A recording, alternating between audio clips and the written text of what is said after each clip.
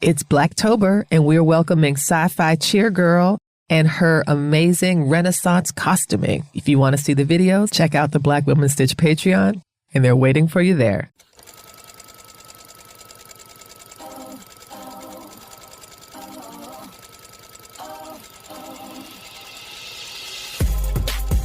Hello, Stitchers. Welcome to Stitch Please, the official podcast of Black Women Stitch, the sewing group where Black Lives Matter.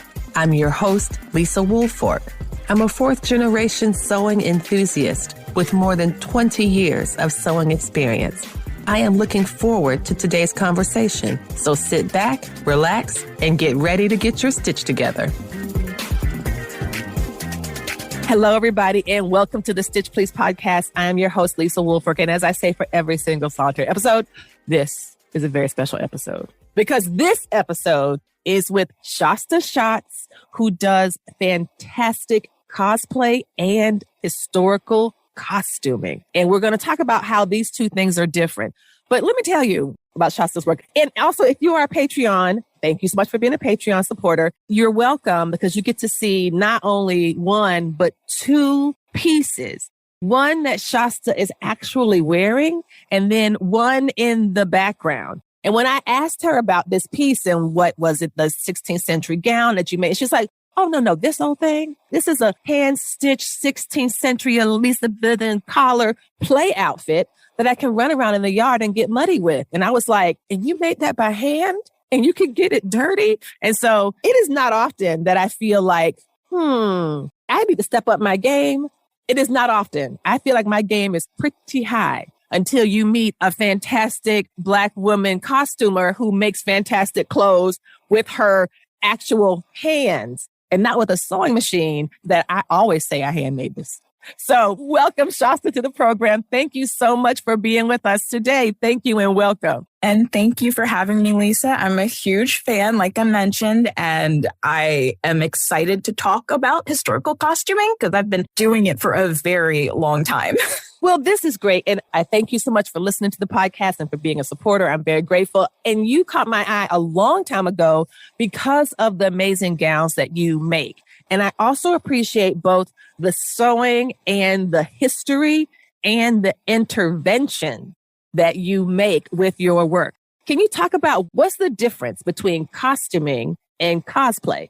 Ooh, that's a good one. So I use costumer as my label because I don't want to get boxed into cosplay, mostly because of, I'll say, negative connotations. I didn't know it was a negative thing to be a cosplayer. I thought people just dressed up and went to Comic-Con and had fun. Yeah, right. But people looking at it from the outside, people who aren't into certain areas of pop culture considered cosplay to be something that children did, or people, especially here in America, that other countries did, but that's not something, quote, we do.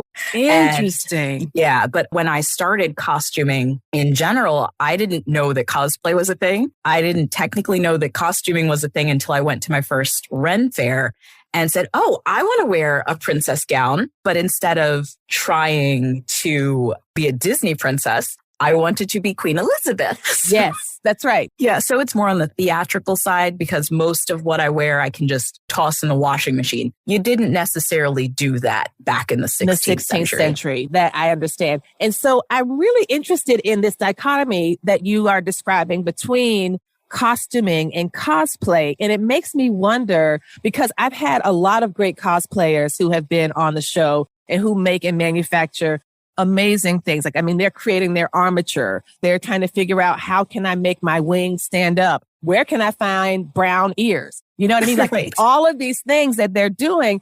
And it just makes me wonder if you don't think, is there a little bit of snobbery or class distinction or something between cosplay and costuming? I'm wondering where the resistance comes from. Is it perhaps because historical costuming might be seen as more, like you said, theatrical or maybe even academic, or who knows? Like, there's no play in costuming. In costuming, we are studying and working hard and sewing tiny stitches by hand. Play is not serious. I'm just getting that vibe from the distinction. What do you think?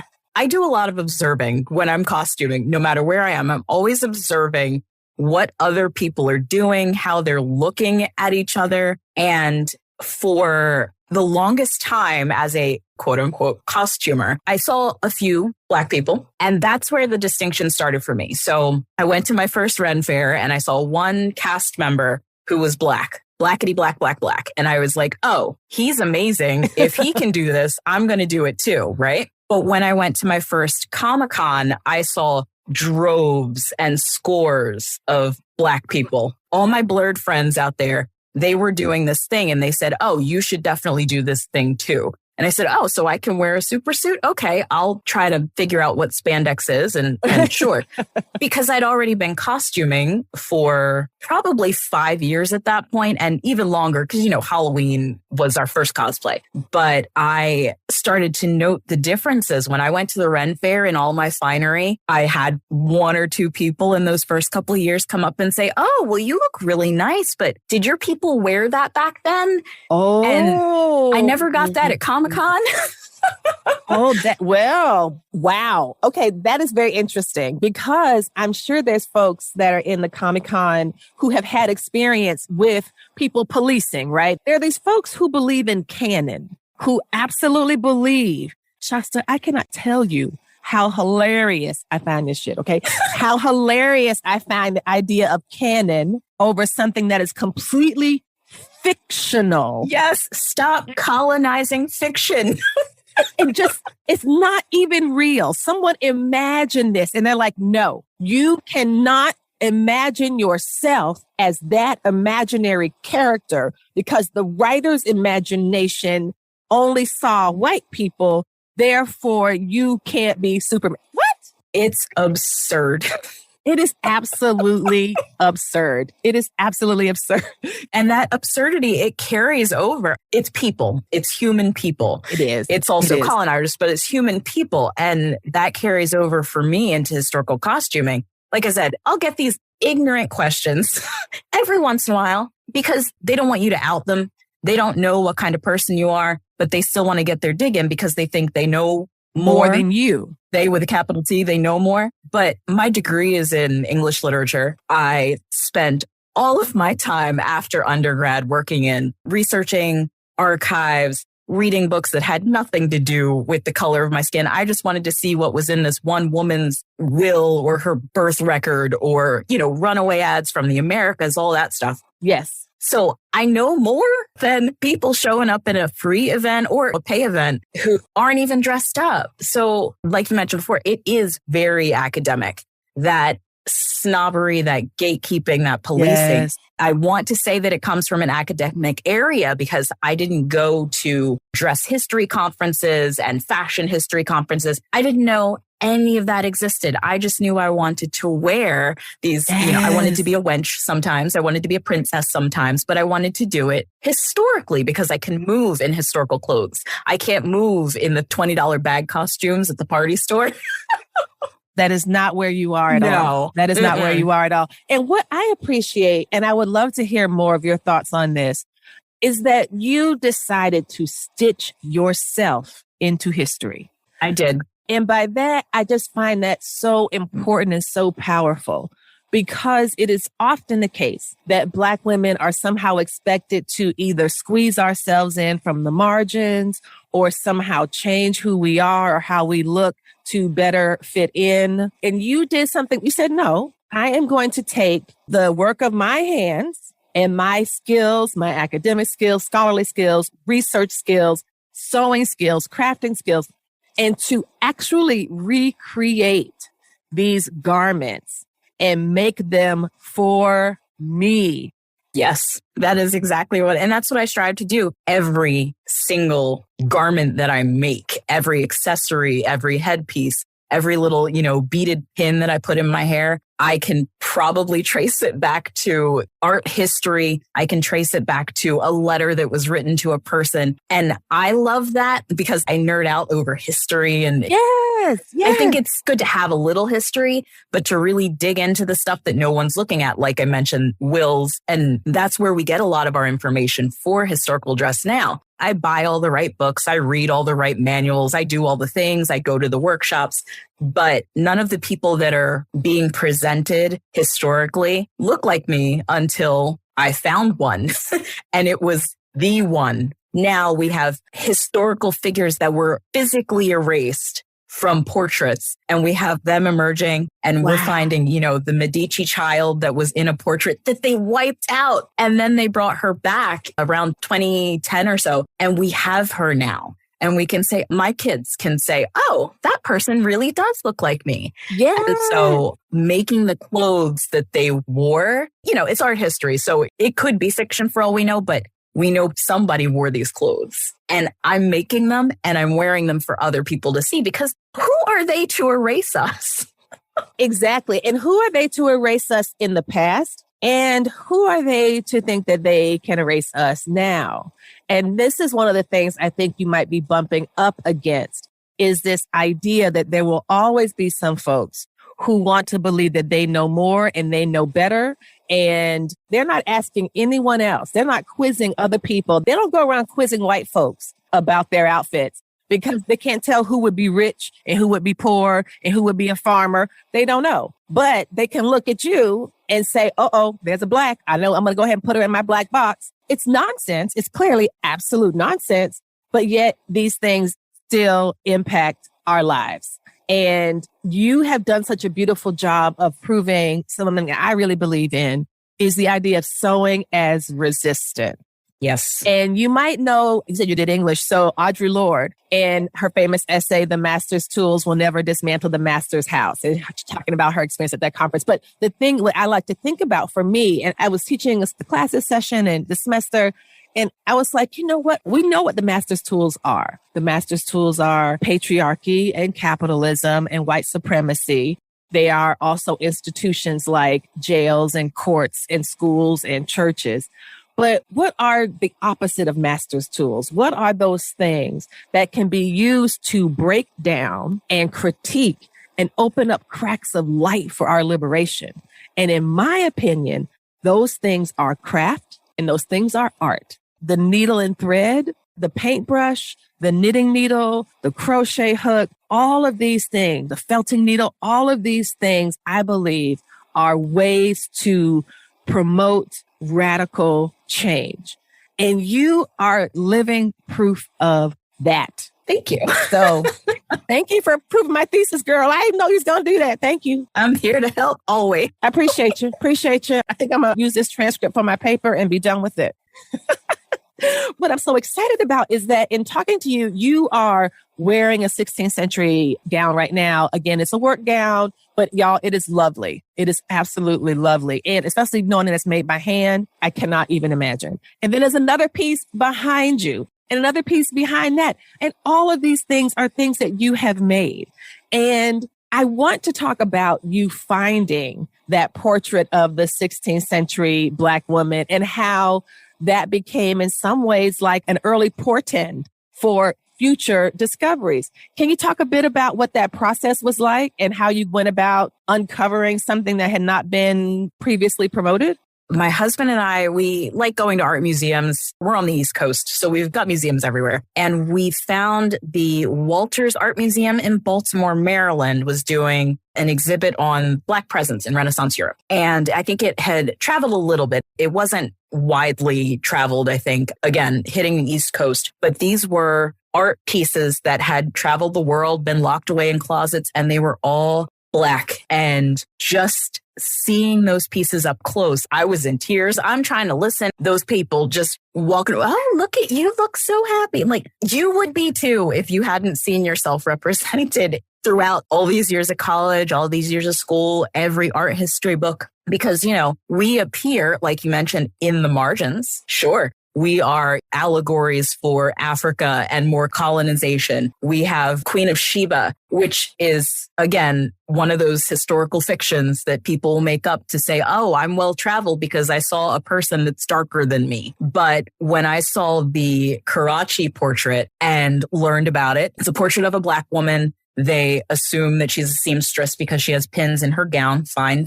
But importantly, there's a shoulder in the portrait. She was not the primary focus of this portrait, but the rest of it didn't make it. It did not make it through history. She made it through history. And that right there, historical costumers like to come up with their goals or their wish list items. And it's always, oh, I saw this fashion plate and it's my historical doppelganger and I just need to make this outfit. And I'm like, that's great, sweetie. I'll just be over here making whatever I want. But when I saw this portrait, I had to have it. I had to have it. I was afraid because, well, the history we assume is that it's by a Florentine artist in the latter part of the 16th century. And then it kind of traveled to England in some way. And then provenance of portraits in art is an educational nightmare because all of the academics are trying to say, oh, well, it couldn't come from here. It's a whole thing. But from what the Walters Museum had presented, I was hooked. So then I started researching Renaissance Italy, which is a huge swath.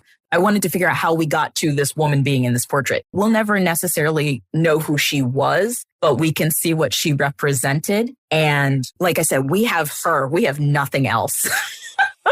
That tickled me. It still tickles me. I don't know if you've ever seen I don't know if it's Kehinde Wiley, but it's a piece and it's called Enough About You. Ooh. And it is, I don't know if it's Wiley or not, so I'll be sure to make sure to have correct information in the notes for this episode. But it's a big, big portrait of like white men meeting to sign documents to take away people's rights. Mm-hmm. And then there's a little black boy in the corner holding like a vessel of water or whatever. Yep. And so he took the painting and balled everything up, like he was balling up a big piece of paper to make a ball to shoot, shit in the trash can. And he framed the boy's face. Titus Kaphar. Sorry, Kehinde Wiley. Sorry, that was my bad. I'm in Virginia. His amazing statue's right down the road. I got Wiley on the brain. It is Titus Kaphar. He was my whole mood for this. Oh, yes. Kaphar also has The Myth of Benevolence, which is a piece I use a lot here when I taught Sally Hemings University last semester here at the University of Virginia. So I definitely am aware and familiar and grateful for Kaphar's work. But yes, so now you get the chance to make your own 16th century doppelganger. And I did. So tell me a bit about the process. I'm very interested in the process of historical sewing. This idea that you are using the exact techniques that they would have used at the time, or are you just saying, I will sew it by hand and not use any modern technology? I don't necessarily have the same techniques. I can buy thread at the regular store. I mean, I don't know. Tell me about what that's like. And I guess we can get also to how important is historical authenticity and accuracy, not in terms of the narratives and the stories and the histories, but in terms of the textile itself and what it means to produce or reproduce a garment. So the first part is, how on earth do you sew by hand? Like more than a hem. If I have to sew a hem, I feel like I am being punished. You are. It's torture. It's utter torture. I do a lot of hand exercises, honestly. For the portrait gown, that was supposed to be a mock-up. That was a wearable mock-up. And then after I'd finished it, I just didn't want to do it again. This is good enough. So a lot of it is sewn by machine, but it's hand finished. So I used most people call historical stitches. A stitch is a stitch is a stitch. We just call it different things throughout history. But I have a gown that it was based off of from the same period. Again, I knew nothing about Renaissance Italy. Most of my focus was Shakespeare and later Elizabethan. So I had to learn a whole new style of fashion for a time period that I just didn't know anything about. So I found some bloggers that had information on that sort of thing. That's actually because I was knee deep into Black people in the Renaissance. I was starting to find more people who looked like me, who wanted to dress like me. Yes. And I'd reach out and say, hey, which gown did you base this other thing off of? I need that book so that I can reproduce this gown. Oh, okay. And they send me some information. So finding a community through that process was what I've been waiting for 20 years. But then when I actually got down to make the gown, I used polyester taffeta, no shame. I used thread and things that I got at the local, fabric store. I used fusible or iron-on interfacing, the hard fusible stuff. Interfacing. Yeah. You can make fabric bowls out of, it still hurts me. Like, yes, Timtex or Peltex or one of those Texas. Yep. So I did use that to make it kind of hard because everything at that point was very structured. But we are still 100, 200 or so years out of what we consider today to be corsetry. So It's all stiffened fabrics and all this. And because I was making at the time, I thought a wearable mock-up, I wasn't going to go out and spend, all this money on the silk and the buckram and the stiffening materials. So I was essentially playing dress up for that one. But as I went through the process, and I still had my manuals out, I still had my historical pictures and all the things, and this is how you do this stitch from the 1400s. It was a mixture. It became a mixture. And then when I finally got to the point where I said, oh my gosh, this actually looks like a dress. Oh my God. I'm not going to make this again. Let me get out my needles and my beeswax because we're going to finish this sucker by hand. And I did. And there is some real silk in the neck cloth, and there are little touches here and there. But once I got probably up to the point where I was attaching the skirts to the bodice, I had to stop and say, nope, this is going to be the one. This is going to be my representative piece. And I have already put at least electricity for the sewing machine into it, but let me give it a little bit more. And that's when I start physically inserting my blood, sweat, and tears up late until 3:00 because I just want to finish that hem. But back then they don't just have a turned up hem. They have a stiffened hem. So I have to put wool batting. I use wool scraps because I'm not going to go looking for actual wool batting, but I'll pull wool scraps from my scrap bin and I have to piece those together by hand. And then I have to stitch those into the hem by hand. And then I have to turn up the hem by hand. For that gown style specifically, you do these little snips at the end because it helps the fabric in some way stand up so that it doesn't collapse when you're walking through your castles and such. Wow. So I want to know engineering how to do that at its best. Like, I want to have the zhuzh. Is that walking? Yes. I want to have the zhuzh. Please do that. Hey, friends. Hey. Stop on by the Black Women Stitch Patreon page and help us gain 200 new subscribers by the end of 2022. The Black Women Stitch Patreon page has been recalibrated to reflect 3 levels of giving with excellent benefits in each tier. Beginning at $5 a month, the Black Women Stitch Patreon includes benefits such as videos of the Stitch Please podcast, monthly stitch ups, direct video messaging, a quarterly gift, and more.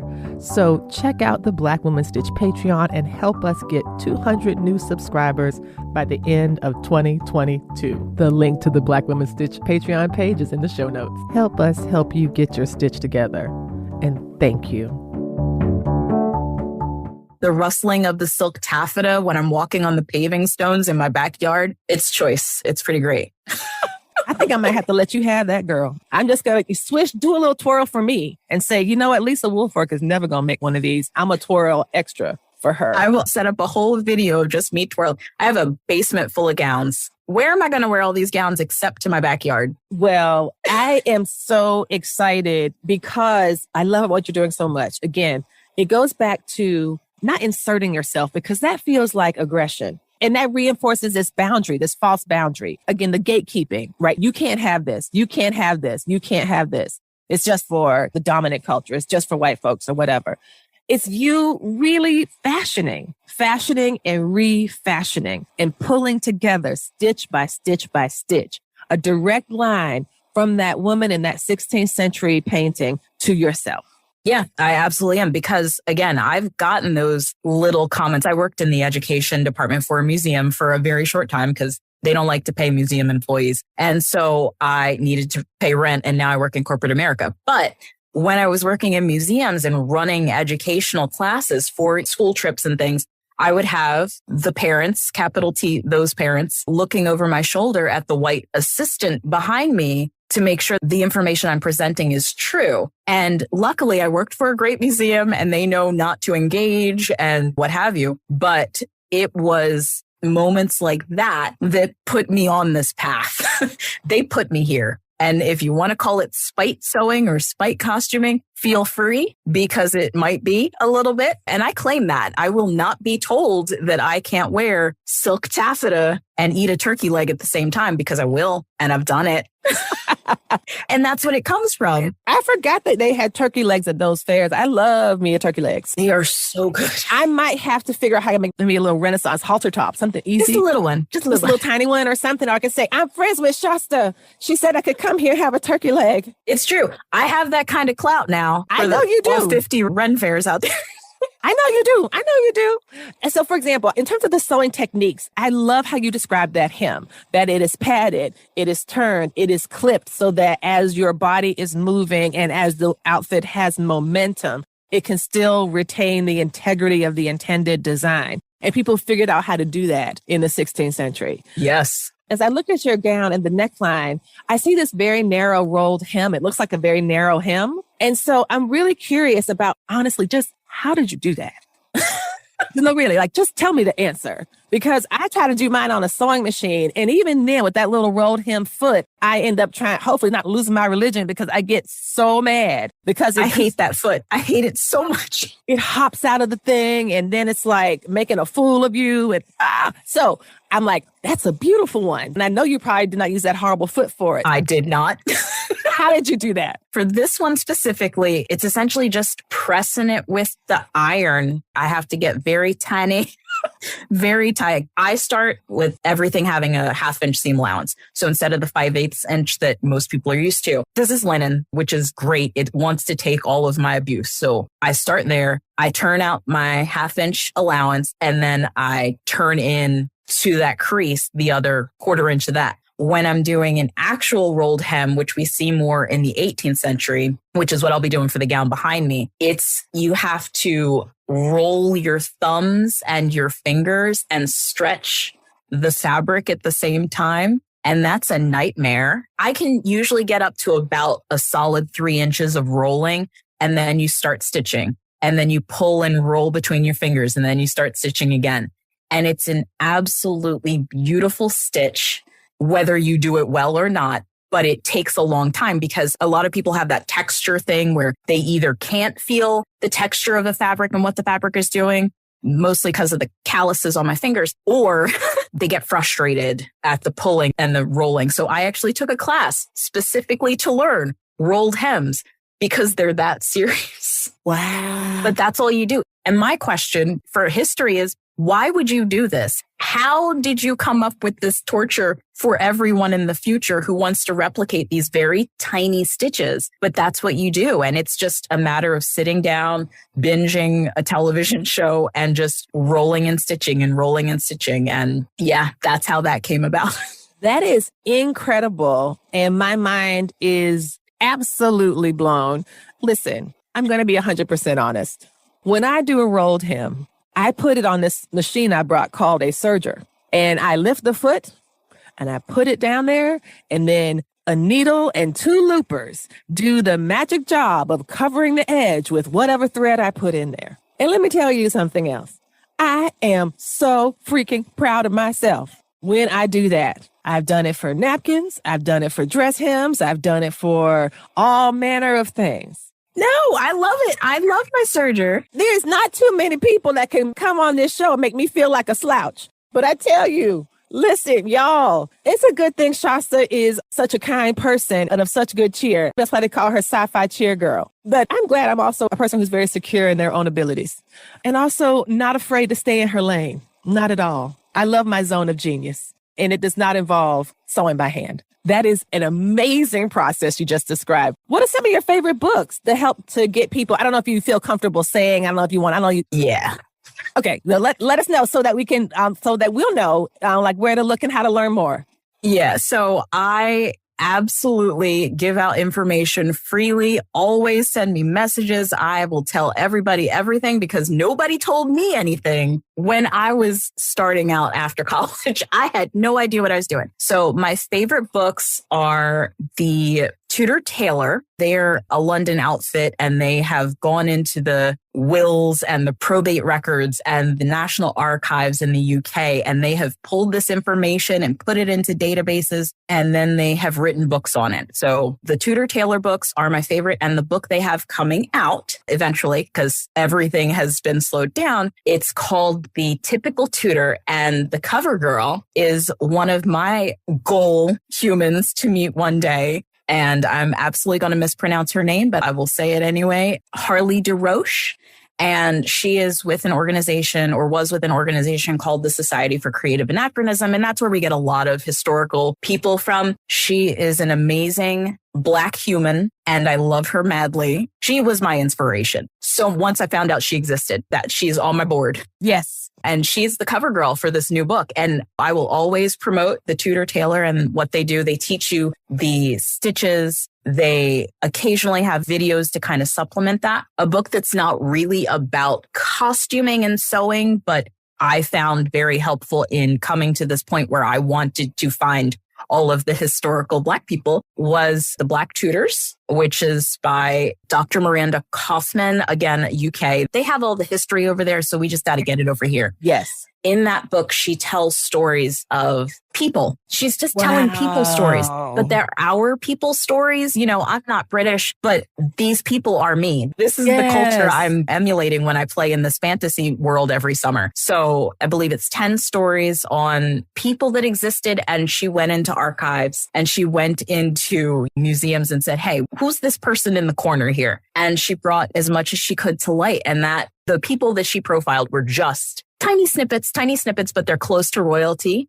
They're everyday people. Wow. They're people who had clothes, wore clothes, that made clothes. And again, it's not even about sewing and costuming, but it helps give me context because you cannot have historical costuming without context. And those are not my words. Those came from some accomplices that I have picked up along the way. But I absolutely agree, because if you walk into a Ren fair, you are going into a fantasy land, but you're also going to get history. And if you decide you want to grab onto that part, then you'd better know what you're doing, or you're going to get an educational lesson from the crazy Black lady who is showing up at the Ren fair and wants to know exactly why you decided that was a good idea. And, you know, I'm always looking to help people. And unfortunately for them, if a stranger walks up to me on the street and asks me about this petticoat that I'm wearing, they're going to get a 45-minute history lesson because that's how I was trained. So wow. Look at, you're so generous reading these people for free.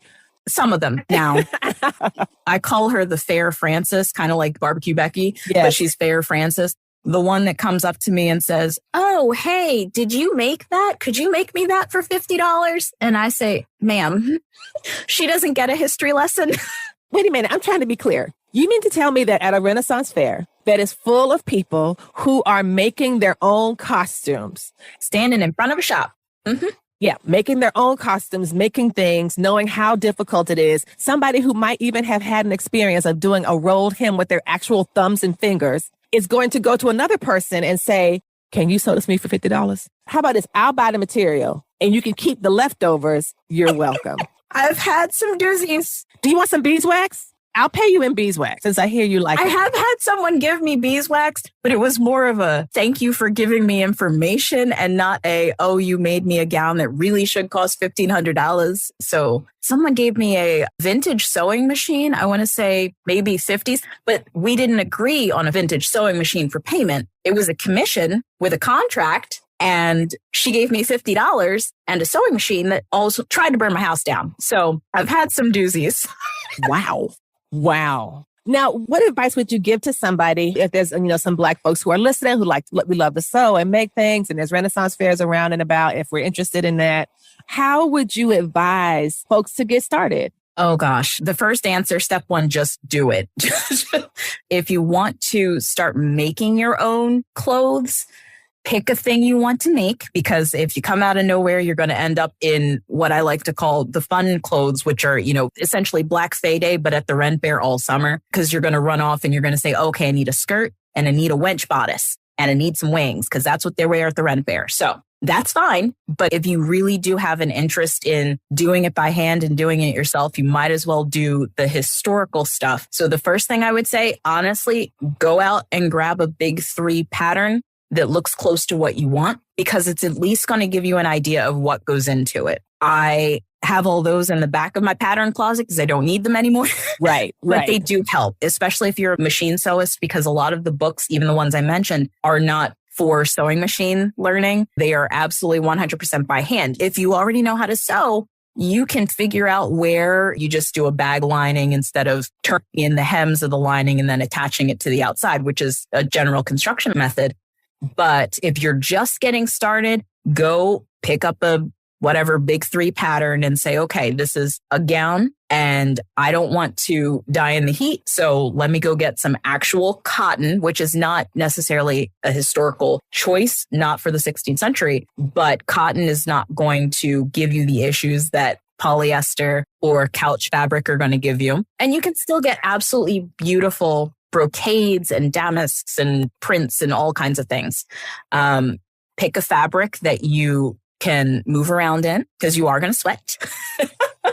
Well, no matter what kind of garb you're making, you are going to sweat in it. And that's fine. If you have access to good linen, make all of your underclothes out of linen because you're going to be layering, even if you're just going for a shirt and a bodice or a doublet and a pair of bottoms or a skirt. Start with linen. You don't need corsets. You don't need shapewear. The garments are going to do all that for you. And then once you have that done, you've done your first day at the Ren Fair and you're like, okay, no, I want more. I need to step this up.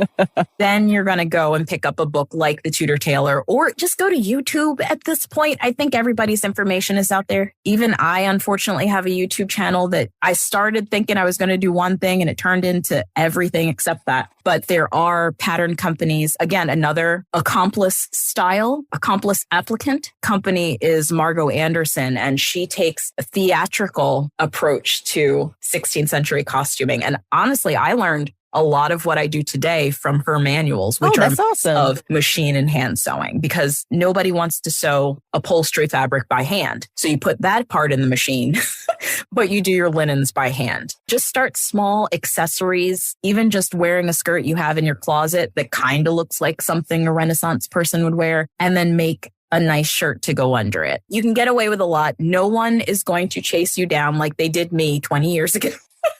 And say, let me inspect your outfit, please. I'd like to make sure it's a machine assisted, or let me see the palms of your hands. Do you have lots of calluses on your thumb? Do you have your calluses? Yep. Exactly. Yep. I'm so glad you mentioned Black Fae Day because I love Black Fae Day, and Jasmine and Kia were on the program to promote that event when it happened. And I just love Black people being free to be and make and think and do and go where we want to go and do the things we want to do. And she has, and the same way that Jasmine has created Black Fae Day to provide this kind of space for Black folks who want to cosplay in this way. I'm in her Facebook group. That's amazing, amazing costumes. It's just this idea of you being a possibility model for somebody else. In the same way that Jasmine is a possibility model and that event is a possibility model. The idea that you can talk about this Black woman who's going to be on the cover of a book and how she inspired you. Yep. Now you are in the position to inspire other people. You are absolutely in that position. And by looking at the work that you do, by seeing the gorgeous, gorgeous gowns that are done, I mean, the word painstakingly comes to mind. And I'm thinking heavy on the pain. Yeah, there is literal blood in this dress behind me. Based on how you described the sewing process, I don't doubt it. And tears and sweats and probably a few naughty words. I don't know. Mine would be full of cuss words. Mine would just probably be like, if my gown could talk, it'd be like, the fuck? That's what mine would be saying. It gives it power, really. Yeah. That poor dress would think that's what its name was. I want to close by giving you this opportunity to answer the question I always ask everybody. Like, the slogan of the Stitch Please podcast is, we will help you get your stitch together. So Shasta, I am going to ask you, what advice would you give to someone who is interested in doing what you're doing to help them get their stitch together? Cover your ears because you're not going to want to hear this. It is to incorporate a little bit of hand sewing into every single piece that you make. I have Viking Ruby. I have a very nice big machine, but no matter what I make on it, even if it's like a hand stitched tag that says, oh, I made this, or if I did the buttons or even the buttonholes, just a little bit, just a teeny bit, especially if you're a beginner, do a little hand sewing. If you are putting in a zipper on a modern garment or a theatrical garment, baste it in by hand. Don't pin it. Don't glue it down or do whatever the old Singer manual tells you to do. Baste it by hand. If you're trying to do an intersection, a seam intersection where you're trying to get that perfect crisscross, baste it by hand with an actual needle. The thread doesn't matter, but a tiny little needle, and baste it by hand just an inch side to side, and then turn it and make sure it's straight. And then you don't have to spend the next hour ripping it out with a seam ripper because you put it in the machine without thinking about it first. Wow. Just little tiny. And my favorite is setting sleeves by hand, but hand basting the sleeve in because you can control that rotation. And on historical sleeve, I hate putting in historical sleeves because they make no sense. They don't make sense to me because, I wear t-shirts and workout pants all the time. And I understand how those go in because I didn't have to make them. They just go on my body. But when I have to put in a historical sleeve, they have pleats, they have slight gathering. They are covered by a strap so you don't actually see the seam where the sleeve goes in. None of it makes any sense. But I do it by hand because I can control where it should be. I can make sure I can move. I have a full range of motion in all of my historical garments. People say they're uncomfortable. They're not uncomfortable. They're just not made for you. You have to put effort into it. But if you do it by hand, you know exactly how to fix the problem later. And then if you want to, you can stitch it up by machine. But just a tiny bit, get yourself some beeswax and a nice thick thread. Look into thread sizes for hand sewing because that's a whole topic on its own. It's fascinating, but just a little bit, even if it's just to put in a bar tack at the end of one of those tunic seams that opens up at the bottom, put a little bar tack in by hand and it will change your life. Even if you bleed a little, you'll be okay. Y'all, on that note, thank you so much, Shasta Schatz, for being with us today. Oh my gosh, this has been such a wonderful, wonderful time. You can find her at Sci-Fi Cheer Girl, and she's got amazing, beautiful images. And when you'll see those images as part of the promotional materials for this episode. And where else can we find you? I've had a blog since 2008, and that's where I get a little ranty. So if you want to see the less cheery side of Sci-Fi Cheer Girl, you can find that at greenlinenshirt.com or sci-fi-cheergirl.com. Thank you so much for being with us today. Thank you, thank you, thank you. It's amazing. You're amazing. Thank you. You've been listening to Stitch Please, the official podcast of Black Women Stitch, the sewing group where Black Lives Matter. We appreciate you joining us this week and every week for stories that center Black women, girls, and femmes in sewing. We invite you to join the Black Women Stitch Patreon community with giving levels beginning at $5 a month. Your contributions help us bring the Stitch Please podcast to you every week. Thank you for listening. Thank you for your support, and come back next week and we'll help you get your stitch together.